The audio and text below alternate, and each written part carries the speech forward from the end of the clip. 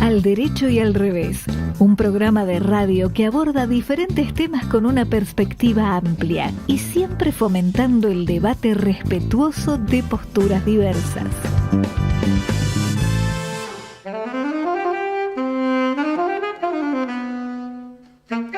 Perdón. Buenas. Antes de que empiece a hablar Alejandro, yo digo, qué mejor manera de recibir hoy a nuestro invitado Augusto Salvato con Alejandro Drukarov enredado en las redes tecnológicas, que de eso vamos a estar con nuestro invitado. No, es terrible. Le vamos a contar a la audiencia lo que pasó. Estábamos en la previa muy tranquilos y felices y hace 5 minutos se murió mi computadora, nadie sabe por qué. Encima mi computadora es buenísima, o era por lo menos hasta ahora, y de golpe tuvimos que salir corriendo a improvisar, como se ve además estoy con brazo en cabestrillo, con lo cual gracias a la ayuda de Eve armé un circo con el teléfono. Bueno, en definitiva, inicia el programa número 367 de Al Derecho y al Revés, un poco accidentado, pero lo tenemos a Charlie Vázquez en la operación, lo tenemos a Fede Politi en la producción, está Morto Llanarte, está Mercedes Jones, estoy yo, Alejandro Drukarov, y un invitado realmente muy, muy interesante, Augusto Salvato. Bienvenido, ¿cómo te va? Bueno, muchas gracias Ale, Marta, Mercedes, la verdad un placer volver a charlar con ustedes. Charlamos hace un año más o menos y bueno, en este caso, en estas circunstancias también adrenalínicas, también es interesante conversar. ¿Qué estuviste haciendo para darle más intensidad al programa? ¿Qué estuviste haciendo con la tecnología para que Alejandro descubriera que su computadora ha muerto? Mirá, hasta la personaliza, la computadora ha muerto. Sí, tenemos como una tendencia a humanizar la tecnología todo el tiempo, eso es un lindo debate también. Esta vez yo no hice nada. Perdón, Augusto, a mí me gustaría, porque la audiencia argentina seguramente todos te conocen, a vos y a tu hermano Mateo, pero por si hay alguien que no, a mí me interesaría enfatizar que sos politicólogo, que tenés una licenciatura en Relaciones Internacionales, fuiste profesor desde los 22 años, estudiaste, esto me parece maravilloso, en 7 universidades de 6 países distintos, una maestría en la Universidad de Salamanca, en la Sorbonne de París, en fin, tenés una serie de, ¿qué te puedo decir?, reconocimientos desde muy joven y tenés también una serie de libros publicados. Vos hiciste referencia a que el año pasado estuviste con nosotros justamente hablando sobre uno de los libros que publicaste, ¿no? Argentina, el país de mierda. Pero perdón, Mercedes. Y también el país subtítulo, ¿no?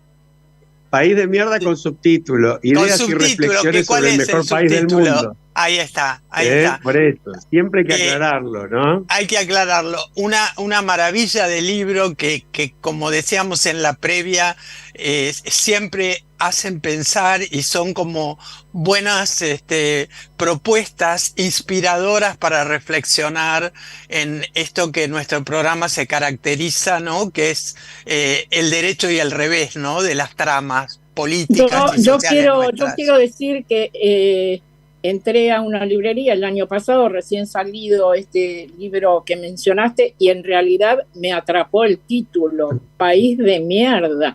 Y yo dije, ¿quién se anima a decir esto? Y la verdad que después leí la bajada, reflexiones sobre el mejor país del mundo, qué sé yo, y no, está bien. Dije, bueno, está bien, a ver qué dice, pero me atrapó el País de Mierda. Sí, tal cual. Bueno, pero hoy lo convocamos a Augusto para hablar de su último libro. Los 2 anteriores los había escrito con Mateo, con su hermano, a quien acaba Mercedes de nombrar, y que se llama La Era del Malestar, algoritmos y redes antisociales. Yo quería arrancar, Augusto, pidiéndote que le cuentes a la audiencia, porque ese título plantea un análisis muy interesante de lo que vos llamas cultura algorítmica, y definís a las redes desde el título como antisociales. Yo te propongo que empieces por eso, por hablar de la cultura algorítmica y de las redes antisociales. Bueno, nada, como les decía antes, muchas gracias por la invitación. Para mí es un placer y para mí también un poco lo que uno busca con los libros en general es producir, generar debate o reflexionar sobre cosas que quizás no estamos, no digo no estamos reflexionando, pero sí que quizás no se están reflexionando en la primera plana o en las primeras planas. Y en ese sentido, un poco el objetivo de la era del malestar fue problematizar nuestra relación con la tecnología. Porque a mí a veces me gusta imaginarme qué dirán en los libros de historia del futuro, o sea, dentro de 100, 200 años, qué dirán de la época que estamos viviendo en este momento. Uh-huh. Y me animo a anticiparme, quizá me equivoque probablemente, pero me animo a anticiparme que probablemente la pandemia sea como de esos eventos parteaguas, ¿no? Que utilizan los historiadores para decir, acá hubo un quiebre, a partir de acá el mundo empezó a transformarse en algo distinto. En el caso de que eso fuera así, yo creo que a veces esos momentos o esos eventos son algo injustos y que sería un poco más adecuado para entender mejor a la sociedad en la que estamos viviendo, poner ese parteaguas en el año 2007, que es el momento en el que surgió o salió al mercado en realidad el primer smartphone, el primer teléfono inteligente, que fue el iPhone 1, digamos, el primer iPhone. Yo creo que ese cambio, esa transformación, el hecho de que todos tengamos una supercomputadora en el bolsillo, generó una transformación, o está generando una transformación de un alcance mucho más grande y de una profundidad mucho mayor que la pandemia o que cualquier otro evento en las últimas décadas. Podríamos discutirlo obviamente, pero creo que eso es un evento fundamental. Entonces, a partir de eso, busco tratar de entender cómo la sociedad está cambiando y cómo se está transformando en eso que yo llamo una sociedad algorítmica, que reproduce un poco los patrones de comportamiento de los algoritmos, que está muy preocupada por las certezas y por generar caminos que a veces nos cuesta encontrar, y donde esas redes sociales que nacieron con una promesa de unir, de conectar personas de lugares muy distantes, que hace mucho no se veían, hoy están generando el efecto contrario, nos están aislando mucho más sobre nosotros mismos, y generando consecuencias muy profundas en la sociedad. Abrí como un par de ventanas en función de esa primera pregunta, no quiero monopolizar la palabra, así que con eso cierro. Marta. Sí, yo te quiero hacer una pregunta porque pensé que podía haber una contradicción en alguna de las cosas que vos decís. Seguramente no la hay con lo que nos explicarás, pero vos, muy involucrado con la revolución tecnológica, muy conocedor además, pero decís que esta sofoca la innovación. Pero a su vez decís que la innovación surge del caos y de la incertidumbre, y no hay época de mayor caos, incertidumbre, complejidad, velocidad que esta. Entonces, ¿cómo se concilian estas dos cosas que vos decís? Está muy bien el punto. Antes que nada, yo creo que las contradicciones son un terreno muy fértil para pensar, para reflexionar, así que no me preocuparía que la contradicción existiese, más bien al contrario. Lo que yo me refiero con ese punto es lo siguiente. Los seres humanos en el último tiempo estamos y especial lo pienso no solamente en nuestra individualidad, sino también en nuestro trabajo en organizaciones, en todo tipo de organizaciones, ya sea un partido político o una empresa multinacional. Estamos un poco obsesionados con las certezas, con las predicciones, con el número, con la métrica. Hoy tenemos herramientas que nos permiten hacer eso. Y en ese ejercicio, en el ejercicio si lo llevamos a la política, del focus group, de la medición constante del estado de ánimo ante cualquier decisión que toma un político, si lo llevamos a una empresa, las métricas en función de los diferentes quarters, los objetivos de ventas, los KPIs, es decir, pero es esa, si se quiere, obsesión con la certeza y con la toma de decisiones basada en datos, que es un tema en el que yo trabajo y valoro, pero eso nos lleva a progresivamente matar la innovación, porque la innovación es justamente producto de la toma de decisiones, si se quiere, contraculturales, o sea, de la toma de decisiones de liderazgo, en realidad, que en el fondo es un tema que también carece mucho, de ir en contra de la corriente. Ahí es cuando la innovación se produce. Entonces, las épocas de caos, en realidad, o mejor dicho, manejarnos bien en una época de caos, evidentemente favorece la innovación, pero no necesariamente es el caos lo que nos lleva a innovar. A veces en el medio del caos tendemos a ser muy conservadores y aferrarnos a lo que conocemos. Entonces, yo creo que estamos matando la innovación cuando nos volvemos conservadores en ese sentido, cuando no queremos ir contra la corriente, cuando todo lo queremos medir, cuando todo queremos que tenga un resultado preciso y no nos animamos a ir a adentrarnos en la incertidumbre. Nassim Taleb tiene un concepto que a mí me parece fantástico, que seguramente lo han conversado en algún otro programa, que es el concepto de antifrágil. Antifrágil, a diferencia del concepto resiliente, que se usa mucho hoy, decimos tenemos que tener organizaciones o equipos resilientes. Bueno, la resiliencia es como algo que ante el caos o la incertidumbre nos caemos y después nos levantamos rápido. Nassim Taleb lo que dice es, no tenemos que levantarnos rápido, lo que tenemos que hacer es beneficiarnos de esa situación de incertidumbre, o sea, abrazar la incertidumbre, abrazar el caos y en función de eso poder generar nuevas ideas, nuevas perspectivas.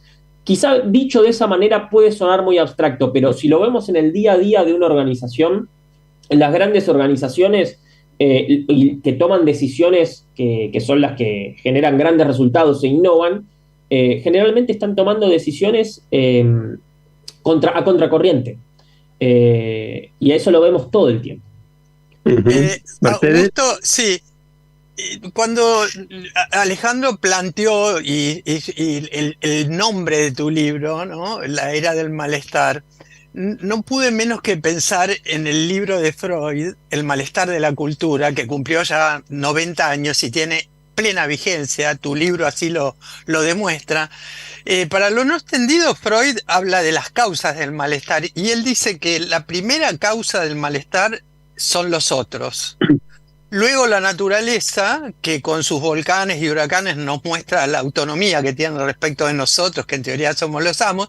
Y por último, nuestro cuerpo y sus límites. A mí me gustaría, si vos podés decir, de las causas que vos analizás en el libro, como que están incluidas, no sé si son las únicas, porque hablas de la complejidad también, pero ¿cuál sería la que vos le das mayor relevancia para o que explicaría más claramente nuestro malestar? Bueno, yo ahí lo que busco hacer es describir una serie de culturas que nos están llevando a ese malestar. Como vos bien decías, a mí me parece muy importante resaltar la complejidad, porque sería muy fácil, y de hecho la forma en la que se suelen abordar estos temas es generalmente unicausal.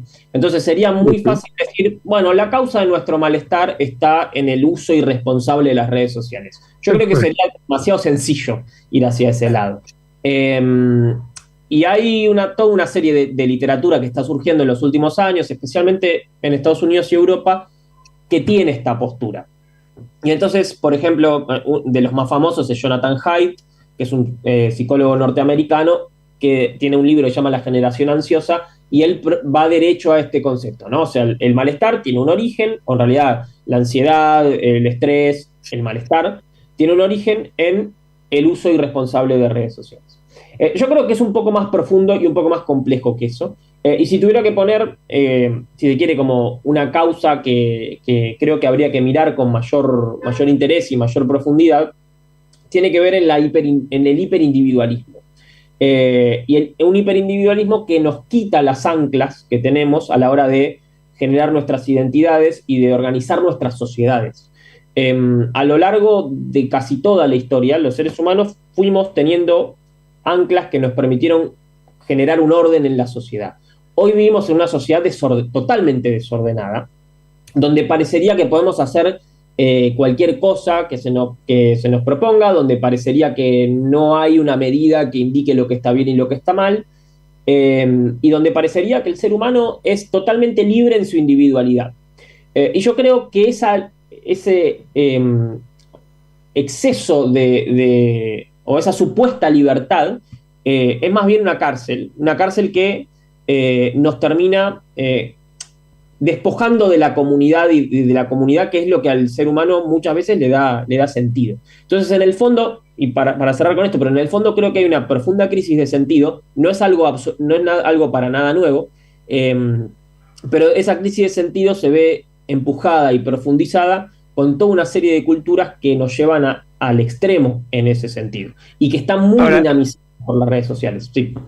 Augusto, yo en ese sentido, digamos, atando lo que estás diciendo, la complejidad del individualismo, te traslado al tema de la inteligencia artificial, que también lo venimos tratando mucho en el programa, y veo que la inteligencia artificial, por supuesto, permite logros extraordinarios, avances extraordinarios tecnológicos, científicos, sin duda, causa mucha preocupación en cuanto a fuentes de trabajo en el futuro, al reemplazo del hombre por la máquina, etcétera, etcétera, pero quizás no se habla lo suficiente de las consecuencias que puede tener en un contexto tan individualista el manejo por la inteligencia artificial, lo cual significa por los dueños de la inteligencia artificial, porque la inteligencia artificial no va a ser democráticamente compartida, va a estar concentrada, como lo está en general el poder, de los sentimientos y las emociones de las personas. Háblanos un poco de eso, sobre todo desde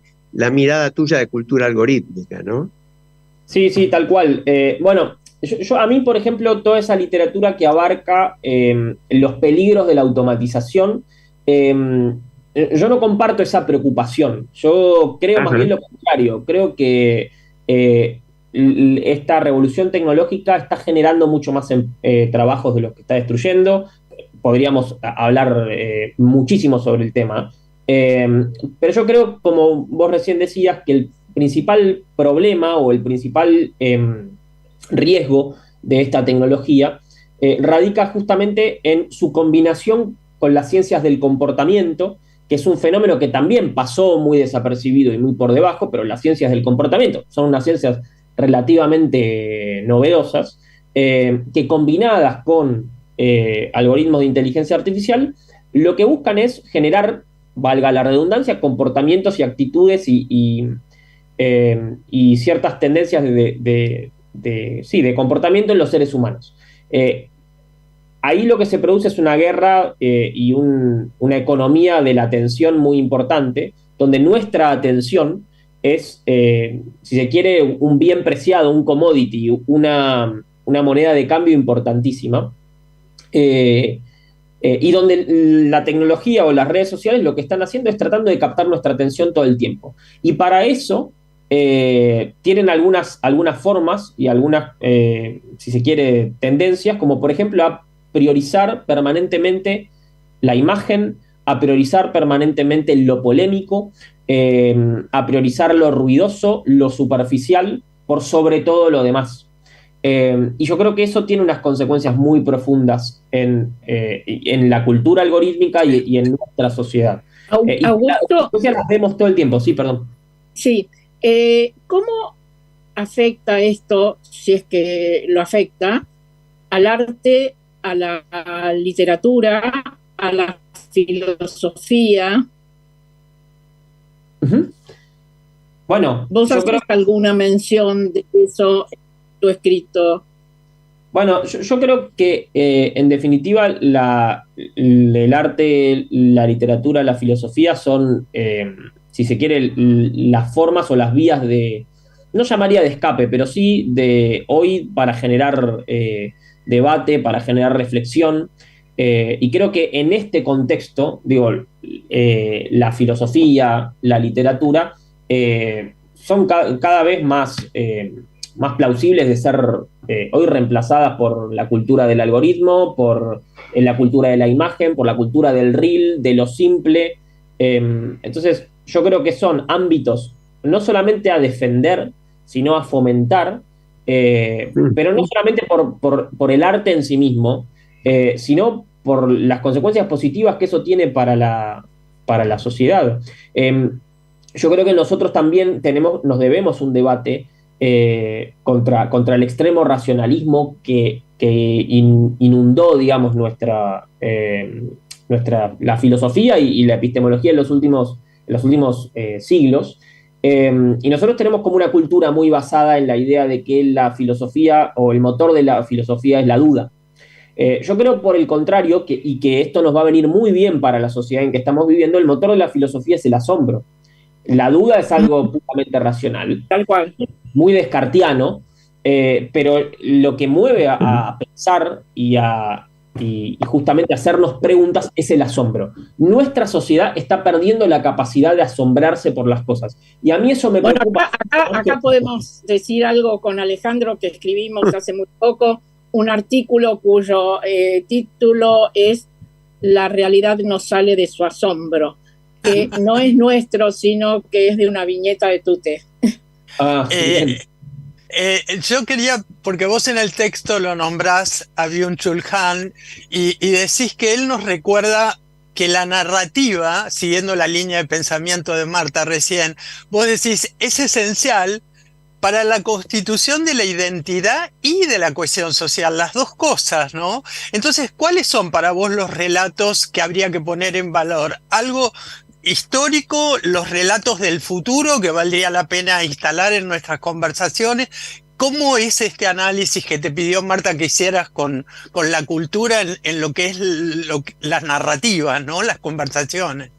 Bueno, justo acaba de salir el último libro de Byung-Chul Han. Sobre la esperanza, ¿no? La esperanza, pero que profundiza en esto. Profundiza en esta idea de la esperanza es justamente la construcción de una narrativa hacia el futuro. Entonces, yo creo que ese es el gran desafío de nuestra época. No tengo la respuesta de cuál es esa narrativa nueva, pero sí que tenemos que buscarla. Y es sinónimo eso de construir un sentido. Creo que es el gran desafío que tenemos, que espero que ese desafío nos sirva o que nos termine llevando a construir una narrativa que favorezca la vida en comunidad y no este hiperindividualismo que estamos viviendo, que evidentemente destruye la cohesión social. Mira, yo pongo fichas, acá somos los que integramos este programa muy esperanzados. Especialmente pongo fichas en jóvenes como vos, que hay muchos, y en niños. Y acá quiero relatar algo. Uno de mis nietos, que le gusta mucho el arte y pinta bastante bien y tiene 7 años, la semana pasada, saliendo de su taller de arte, le dijo a la mamá: cuando sea grande voy a escribir un graffiti que diga el arte es lo mejor del mundo. Divino. Divino.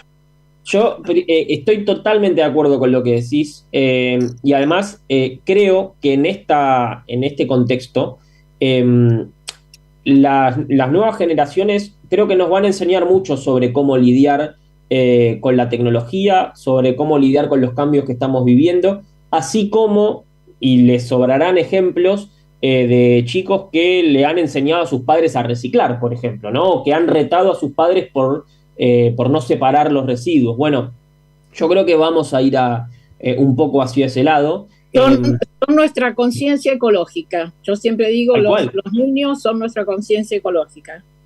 Augusto, vos decís en el texto una frase que me pareció absolutamente genial. Está lleno, a mí me pasó lo mismo que Alejandro. Todo el tiempo que querría resaltar, los copiaba en otro lugar para que me queden, ¿no? Decís, las cosas más hermosas de la vida son complejas. Y a mí me gustaría que digas nombrar alguna de las cosas que para vos son de las más hermosas de la vida. O sea, para Augusto Salvato, ¿cuál es una de las cosas más hermosas de la vida?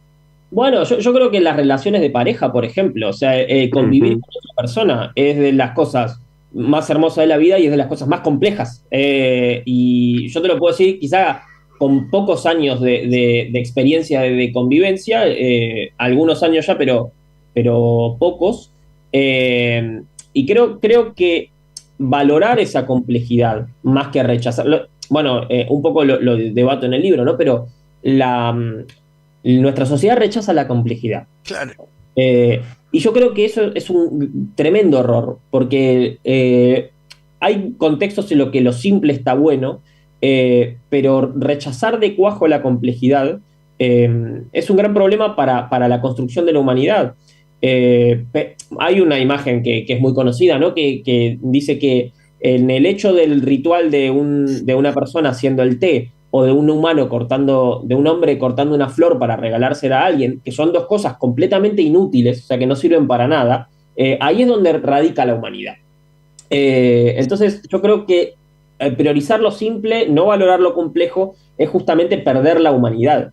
Y es comportarnos como algoritmos, es comportarnos como máquinas. Entonces, yo creo eso. Augusto, hay un estudio esta semana de una consultora que dice que casi 7 de cada 10 argentinos perciben un marcado deterioro en el bienestar emocional o la salud mental de quienes los rodean, en línea claramente con lo que vos planteás. Yo tomo tu libro, tomo este estudio de una consultora que se refiere a la Argentina, y te llevo a tu libro anterior, que escribiste con Mateo, País de Mierda. ¿Cómo ves la Argentina? ¿Cómo ven los jóvenes la Argentina? ¿Y qué perspectiva ves de construir todo esto que estás proponiendo, de cómo salir del individualismo y superar de alguna manera la simplificación que lleva a la polarización, claramente, y entender que en la complejidad necesitamos diversidad? Bueno, yo creo que la Argentina tiene muy buenas bases para combatir este hiperindividualismo. Lo veo más complicado en otras regiones, en otras latitudes, la verdad, en este caso. La Argentina, las culturas latinas en general, pero la Argentina en particular valora mucho la relación con otros. Incluso la relación con otros es uno de los elementos constitutivos de la argentinidad, o sea, de lo que nosotros cuando decimos qué es el argentino o qué cosas valorás de la Argentina, generalmente hay mucha respuesta orientada hacia las amistades, lo familiar, es decir, como la sensación de comunidad es algo que está presente en nuestra identidad. Entonces, creo que en ese sentido estamos quizás hasta mejor parados o tenemos mejores bases que en otras culturas para combatir este hiperindividualismo. Indefectiblemente, la situación de crisis y demás, que no hace falta que profundicemos demasiado, pero eso indefectiblemente es uno de los factores que contribuye a un malestar que no se produce únicamente por eso. Yo tengo mucha esperanza. Aprendí en estas pocas páginas que leí del libro de Byung-Chul Han que la esperanza es muy diferente al optimismo, porque justamente tiene esta narrativa detrás y tiene una mirada hacia el futuro. Entonces, yo tengo mucha esperanza de que la Argentina y de un montón de cosas de la cultura argentina nos ayudan como base para romper ese individualismo. Muy bueno. Queremos tomar realmente tu esperanza y llevarla como bandera. Augusto Salvato, te agradecemos muchísimo tu participación en Al Derecho y al Revés.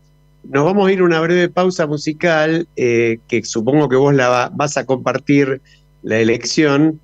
Hoy elegimos un tema de un muchacho de unos 83 años que se bancó 3 horas de recital hace muy poquito en la Argentina, el gran Paul McCartney, y ese tema icónico del cual vamos a charlar un poquito cuando volvamos de la pausa, que corearon, no sé, 80.000 argentinos en River el otro día, ¿no? Cuando volvamos de la pausa, pero también antes de ir a la pausa, porque es bueno que se sepa que esto se lo dedicó a el hijo de John Lennon, que sus padres acababan de separarse, y tiene que ver con la era del malestar que estuvimos hablando con Augusto, porque dice: toma una canción triste y hazla mejor. Hey Jude, no lo hagas mal, toma una canción triste y hazla mejor. Lucaso, muchísimas Ya gracias. volvemos. Un abrazo. Bueno, estamos de vuelta. Muy, muy interesante la charla con Augusto. Realmente recomendamos a nuestra audiencia La Era del Malestar, algoritmos y redes antisociales. Mercedes hizo una mención a algo que habíamos charlado en la previa y por ahí no se entendió del todo, pero coincidimos en que es uno de esos libros, un libro corto, son algo más de 80 páginas, que uno lee subrayando todo el tiempo, ¿no? Yo creo que eso es lo que vos dijiste, Mercedes. Sí, exactamente, que es como el filósofo coreano que comentamos recién, ¿no? Sultán, que en realidad es tan condensado y como dijo Marta en la previa, es tan claro y fácil de leer, pero tan condensado y cada frase, ¿no? Cada párrafo tiene mucho sentido que uno subraya todo, querría quedarse, ¿no? con cada una de esas frases. Está muy bien logrado el texto. Cambiando de tema, yo quisiera recordar que hoy es 7 de octubre, hace exactamente un año, se cumple un año del atentado, del acto terrorista de Hamás, y en este momento, mientras nosotros estamos acá, se está desarrollando un acto en Pringles y Estado de Israel, recordando a las víctimas, a todas las víctimas, y pidiendo por la liberación de los rehenes. Yo creo que sin duda es un aniversario muy, muy importante. Creo que la tragedia del 7 de octubre marca un nivel de horror que verdaderamente requiere que la humanidad lo analice, lo tome y lo combata para que no vuelva a suceder. Pero dicho eso, es decir, no hay un pero en realidad, hay un y. Dicho eso, creo que el conflicto de Medio Oriente y en el nivel que ha escalado durante este año requiere un análisis que por ahí haremos en algún otro programa de mayor profundidad, porque hay mucho derecho y revés, ¿no? Hay mucho horror, hay muchos decenas y decenas de miles de víctimas, hay verdaderamente dirigentes de ambos lados que no quieren la paz, que no quieren otra cosa que su propia manera de ejercer el poder. Y yo creo que esto le ha costado a la humanidad ponerse al borde, como hace muchísimos años que no pasaba, de un conflicto global de gravísimas e impredecibles consecuencias, ¿no? Exacto, exactamente. Es así. Mercedes, no te voy a dejar sin hablar en esto. No, para nada. Coincido con el hecho de que es algo de tal magnitud, de tal complejidad y tan horroroso que merece ser leído en clave geopolítica y tomar en cuenta la historia, dónde se hace el corte. Entonces, en ese análisis yo sería amplia en incluir a la guerra en este momento de Rusia contra Ucrania y otras que se están librando, que creo que en algún programa inclusive comentamos la cantidad e hicimos referencia a algo que ni aparece en los diarios en Occidente, ¿no? De desastres humanitarios.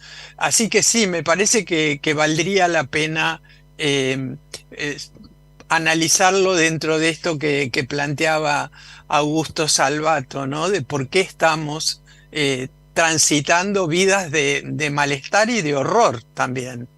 Sí, ¿no? Y cómo de repente algunas nos importan y otras no, según el sesgo también. Esta cosa de la polarización frenética, donde de pronto este conflicto recrudecido en Medio Oriente ha llevado a una reaparición de algunos gestos violentísimamente antisemitas que no se veían desde tiempo atrás. Y en paralelo, del otro lado, hay una cerrazón en muchos y una defensa a ultranza de cualquier cosa, donde uno habla del horror del 7 de octubre y no puede dejar de hablar de ese horror, y hay que hablar de los crímenes del terrorismo, y hay que hablar de las violaciones, de los ataques, del regodeo con la maldad y el asesinato por el asesinato mismo. Pero esto no significa que no se pueda hablar de las decenas de miles de muertos generados por la guerra también en otros campos, ¿no? Entonces, yo creo que es una problemática compleja que vale la pena analizar con tranquilidad. Sobre todo que ahí en el texto de Augusto Salvato planteaba que le tenemos rechazo profundo a la complejidad, pero no hay nada más útil que aprender a gestionar mirá, el lapsus que digo, la longevidad. Bueno, la complejidad. Así que da para no trivializarlo y sí darle profundidad, ¿no?, al tema. Sí. Bueno, esta época se caracteriza por un acrónimo que muchos utilizan, que es VUCA, con B corta. Sí. Velocidad, incertidumbre, complejidad y ambigüedad, ¿no? Con sus iniciales en inglés. Pero bueno, vayamos a algo sencillito. Sí, salimos a un tema más simple todavía, el que vamos a tocar ahora. Los 10 meses del nuevo gobierno de la Argentina. Sencillito, porque en realidad uno piensa, ay, qué fácil sería arreglarlo, ¿no? Pero somos como somos y no podemos. Me refiero a lo que se va a tratar esta semana en el Congreso, todos los temas que hay para tratar en el Congreso y todas las idas y vueltas de los legisladores con el presupuesto, con el tema de la financiación universitaria, con los jubilados, etcétera. ¿Por dónde empezamos? Quizás podemos hacer una breve introducción que en realidad, si bien no habla directamente sobre el tema, sí habla de un eje importante como es la inseguridad, con la columna de nuestro amigo Charlie March. Exactamente. Ok, perdón, yo estoy como Marta, pero sí querría que vos, Alejandro, que tomás los tiempos, o ahora o después, hablar del artículo de ustedes, porque sí me parece que va hilando todo, ¿no? Bueno, lo escuchamos. Te dejamos esa tarea a vos, Mercedes. Ahí está. Dale.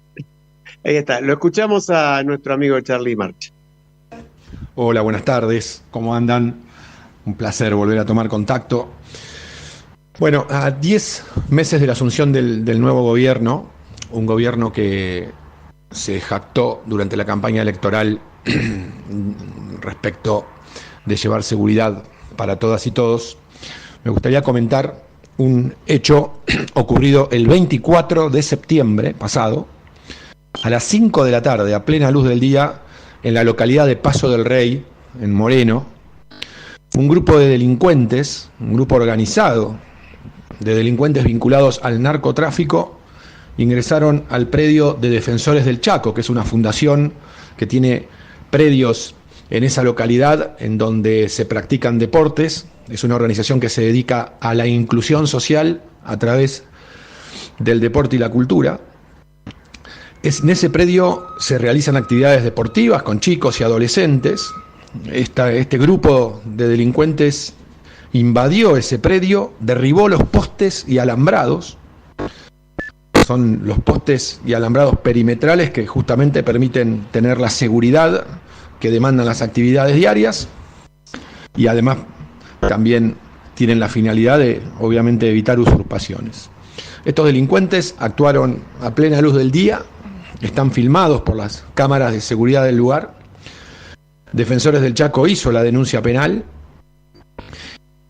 y además ahora le está dando difusión pública. Este es un modus operandum que no solo se instaló en la localidad o en la ciudad de Rosario, en la provincia de Santa Fe. En el conurbano bonaerense también comienzan a ver este tipo de prácticas. Son verdaderas maras que se apoderan de los espacios, intimidan, logran que la gente o las organizaciones los abandonen y los toman. Es una manera que utiliza el narcotráfico para ganar territorios, en este caso en el conurbano, en el oeste del conurbano bonaerense. Y ganan territorios físicos, porque obviamente ocupan el espacio, pero también ganan territorios simbólicos, como en este caso, intentando intimidar y desalojar a una organización que claramente evita que los jóvenes y los niños caigan en el consumo de drogas. Entonces, Me parece que es teléfono para Pato Bullrich a 10 meses de la gestión en materia de seguridad. Es fundamental que en lugar de destinar la cantidad de efectivos y fuerzas de seguridad para reprimir manifestaciones cívicas como si fueran delincuentes, sería deseable que esa misma capacidad de represión dentro de los marcos de la justicia los utilicen para que las manifestaciones de los delincuentes no puedan usurpar los espacios cívicos. Bueno, les dejo este comentario para reflexionar sobre la política de seguridad del actual gobierno y la lucha contra el delito organizado, que cada vez gana más territorios en el conurbano bonaerense. Bueno, gracias, Charlie. Muy bueno el análisis, muy terrible lo que cuenta nuestro amigo Carlos March. Creo que da para una reflexión, porque además, no sé si ustedes escucharon hablar de esto, pero yo no escuché hablar de esto. Exactamente, yo iba a decir eso, yo no lo leí en ningún lado y soy una lectora habitual de diarios impresos, digitales, etcétera, no lo leí. Sí, yo leí en página 12 y les recomiendo un texto donde se desarrolla, ¿no? Lo presentan a Fabián Ferraro como inventor del fútbol callejero y dirigente deportivo, que se llama Si no podés pagar la luz, la paga el narco. Y explica qué está pasando en el barrio del Paso del Rey, en el partido de Moreno, donde está el club Defensores del Chaco, y donde la gente que no sabe quién es Fabián Ferraro se entera que desde de estos espacios tan terriblemente, ¿cómo llamarlo?, vulnerables, resilientes y ¿cómo puedo decir?, y de gente que sale adelante pese a todas las condiciones negativas en las que viven, surgen líderes como Fabián Ferraro, que de la misma manera que nuestra socia amiga Inés Sanguinetti incluye a las personas a partir del arte, él incluye a las personas en situación de vulnerabilidad a partir del deporte e inventa lo que es el fútbol callejero, que daría para que lo invitemos a Fabián y que nos lo cuente, pero que las reglas del fútbol callejero no tienen nada que ver con las del fútbol, llamémoslo profesional, ¿no? Mercedes, que es muy interesante. Eso que es muy interesante, y además lo hemos charlado con Fabián en el programa, en su momento, pero lo que me parece muy importante que pone Charlie en foco, y es así, y lo dijo Marta recién, es de esto no se ha hablado, y el Estado no ha dado ninguna respuesta. Como no la da, cuando los narcos se apoderan, de repente sí la da en un lugar puntual como Rosario, de repente sí hay alguna respuesta que nadie sabe por qué se redujo casi hasta la insignificancia la cantidad de homicidios en Rosario, y me parece una hermosa noticia para la Argentina y para la ciudad en particular, pero en el Gran Buenos Aires no hay la misma respuesta. Entonces, bueno, es una alerta muy significativa, y yo creo que se lo puede vincular, no sé qué opinan ustedes, pero se lo puede vincular con la ausencia del Estado en general. Y con un gobierno que sostiene que realmente el rol del Estado es un rol más bien secundario. Ahora, en el caso de la seguridad, en teoría, es una de las pocas cosas que reivindican como que en ese lugar debería estar, ¿no? Acá lo que se plantea en este artículo de página 12, pero en toda la historia de Fabián Ferraro, es esta... ¿qué puedo decir?, complicidad del Estado y de la gente que está en los gobiernos con respecto a los narcos, a la violencia. Nos acordábamos en la previa, cuando charlábamos, lo que pasó cuando Fabián Ferraro se presentó, ¿se acuerdan?, para algún cargo de intendente, sí, intendente, donde le mataron el perro de la familia y lo colgaron en la puerta de entrada, que cuando llegaron del colegio lo vieron la mujer y los hijos. O sea, mafiosos totales. Es decir, entonces no va a aparecer nada en los diarios. Por lo menos va a tratar de que no aparezca, ¿no? Pero es realmente una barbaridad, ¿no? tomamos nota de ese tema. Yo creo que vale la pena, a ver, le pido a nuestro querido amigo Fede Politi si me está escuchando, porque Marta me parece que se ha quedado frisada, como suele decirse en estos Zooms. La podemos por ahí comunicar telefónicamente, Fede. Sí, ahí lo que te quería decir, Alejandro, ahí está mientras Marta. esperamos, ahí apareció. Bueno, que vos decís que nosotros lo hemos invitado a Fabián, por supuesto, y me acuerdo muy bien. Lo que creo es que a veces este tipo de situaciones ameritan que uno reinvite, ¿no? a la gente para que la audiencia también se entere de qué diferencia hay entre el fútbol clásico, el común, el institucional, y el fútbol callejero, porque es maravilloso, ¿no? Sí. De hecho, Fabián dice, siempre fueron varones y mujeres en el fútbol callejero, o sea que tenían equidad de género y no lo sabíamos, dice Fabián. Es muy gracioso. No hay referee. Me parece que como ya estamos acercándonos al final, sería bueno que anticipemos quién va a ser nuestro invitado el lunes próximo. Tomás Siculi, que es un joven de 34 años que trabajaba como ingeniero en una multinacional y encontró su pasión y propósito cuando cofundó Módulo Sanitario. ¿Qué hace Módulo Sanitario? Construye baños en hogares donde no los tiene y promueve hábitos de higiene. ¿No les parece fantástico y no les parece que esta es una actividad esencial que debería... Absolutamente. Absolutamente, Marta. No vamos a anticipar el tema porque lo trataremos la semana que viene, pero sí creo que el gran tema de la Argentina hoy, por suerte, está empezando a ocupar el lugar que debe ocupar, y en este programa lo venimos hablando hace muchísimo tiempo, no en estos últimos 10 meses, sino desde que lo hacemos al programa hace muchos años. Es lo que hoy se llama, en este momento, 53% de los argentinos son pobres y 17% de los argentinos son indigentes, y siempre hablamos de la cantidad de estadios de River que se podrían reunir, no para aplaudir, como ha ocurrido con tanta felicidad para quienes pudieron hacerlo y tanta emoción para todos en la Argentina con Paul McCartney, sino de niños que no pueden comer como mínimo una comida por día. Entonces, estamos hablando de una tragedia, como la llamó bien también el Fondo Monetario Internacional en estos últimos días, que parecería que es como secundaria, y no solamente para el gobierno en sí, porque en definitiva ya pasaron 10 meses y también cada uno tiene que hacerse cargo de sus responsabilidades. Este gobierno recibió una herencia espantosa, sin ninguna duda, en la cual había incluido un 41% de pobres. Bueno, hoy es 53%. Yo creo que es hora de hablar de estos temas, ¿no? Pueden decir el artículo que tenemos, que es el granero del mundo, ¿no? Así nos calificaban, el granero del mundo.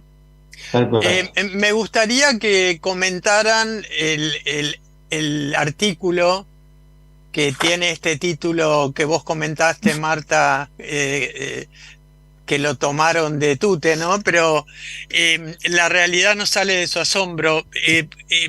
Me parece que sería interesante ahí, porque una de las cosas que anunciamos para este programa es que sí va a ser una mini evaluación del proceso del gobierno hasta este momento. Y sería interesante comentar alguna de las ideas principales del texto, ¿no? Alejandro Drukarov tiene la palabra. No, yo creo que básicamente lo que planteamos en el artículo justamente es una introducción basada en esto que acabamos de mencionar, un país donde más de la mitad de sus habitantes y casi 2/3 de sus niños y adolescentes son pobres, y de repente hicimos mucho hincapié en las coincidencias de la sociedad civil para enfrentar algo que hemos hablado mucho en el programa, como es el intento de designar en la Corte Suprema a un juez en particular que tiene una resistencia enorme de casi todo el que entienda algo de justicia, como es el caso del hijo. Creo que podemos mencionar, Marta, que esta semana el hijo además apareció en un acto sindical proclamándose trabajador judicial. Una cosa sería muy graciosa si no fuera el propuesto para juez de la corte, ¿no? Que un juez diga... La realidad no sale de su asombro. Sí, no sale de su asombro. Un juez que diga yo soy empleado judicial, ¿no? No sos empleado judicial, sos parte de un poder independiente, sos quien tiene que dar seguridad jurídica, quien tiene que hacer justicia. Bueno, un espanto. Pero hablamos de eso y yo diría que muy significativo me parece a mí, pero quiero que Marta diga lo que ella piensa, es el cierre del artículo, ¿no? Sí, a mí me encanta el cierre. Que inclusive me estoy llegando, pero me gustaría leerlo. Es una interpelación al conjunto de la sociedad, porque esto requiere de una amplia participación de la ciudadanía para poder salir. La asunción de que cada uno de nosotros puede y debe ser protagonista de una realidad que salga de su asombro. Uh-huh. Y citábamos a Roberto Arlt, que en el año 1929 dijo que el infierno crece día a día. Son tan pocos los que se salvan que el cielo junto al infierno es más chico que un grano de arena junto al océano. Y lo que decimos nosotros, no dejemos que esta ficción se convierta en nuestra realidad. Sí, pero hay una frase que para mí hila todo lo que venimos hablando, y que tiene que ver con lo que plantea Augusto Salvato en su texto, de esta fundamental necesidad de imaginar futuro. Ustedes dicen, cerremos por un momento los ojos y borremos de un plumazo todas las leyes, todos los políticos, todos los jueces que nos desagradan y cambiémoslos por lo mejor que se nos ocurra. O sea, pensemos juntos, diseñemos un futuro distinto, me parece llamado fantástico. Ahí agregamos, esa frase Mercedes, se completa diciendo... Claro, sí, no yo sé cómo se completa. Al poco tiempo vamos a tener los mismos jueces, los mismos políticos que hoy nos perturban. Que hoy nos perturban. Si me dejan, como nos queda un minutito nomás, hay una frase de Héctor Guyot este fin de semana en La Nación que dice: los que solo tienen certezas dividen, son ellos contra el mundo que vive equivocado. No conciben que se pueda mirar las cosas desde más de una perspectiva. La única válida es la suya, que adquiere la estatura de verdad objetiva e irrefutable. Bueno, esto es lo que se tiene que terminar. El blanco y negro, la polarización, el ellos y nosotros, la razón está en un solo lado. Bueno, como decimos en el artículo, sin una participación de la ciudadanía, sin romper el individualismo, como decía Augusto Salvato, eso no es posible. Nos están echando. Bueno, aceptamos irnos, fue muy agradable y recomendamos la lectura de ese artículo también.